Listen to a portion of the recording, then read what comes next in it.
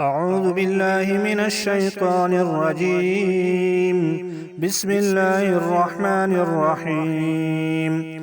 واللاتي يأتين الفاحشة من نسائكم فاستشهدوا عليهن 4 منكم، فإن شهدوا فأمسكوهن في البيوت حتى يتوفاهن الموت أو يجعل الله لهن سبيلا.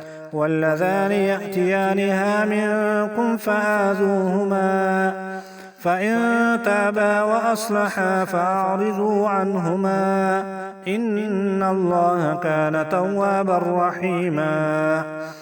إنما التوبة على الله للذين يعملون السوء بجهالة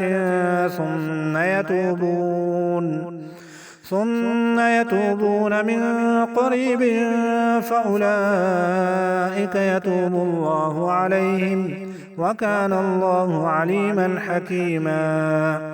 وليست التوبة للذين يعملون السيئات حتى إذا حضر أحدهم الموت قال إني تبت الآن،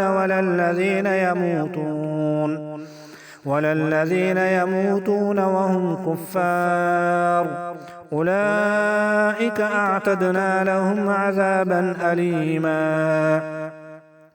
يا أيها الذين آمنوا لا يحل لكم أن ترثوا النساء كرها، ولا تعضلوهن لتذهبوا ببعض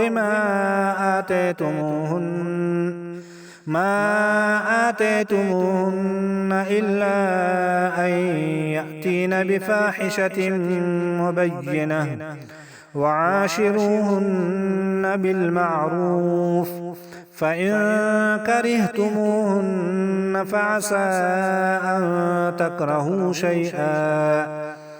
أن تكرهوا شيئا ويجعل الله فيه خيرا كثيرا. وإن أردتم استبدال زوج مكان زوج وآتيتم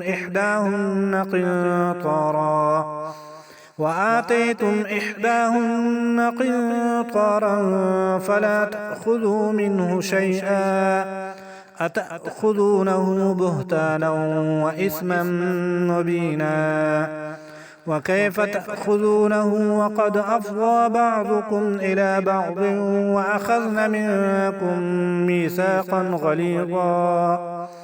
ولا تنكحوا ما نكح آباؤكم من النساء إلا ما قد سلف، إنه كان فاحشة ومقتا وساء سبيلا.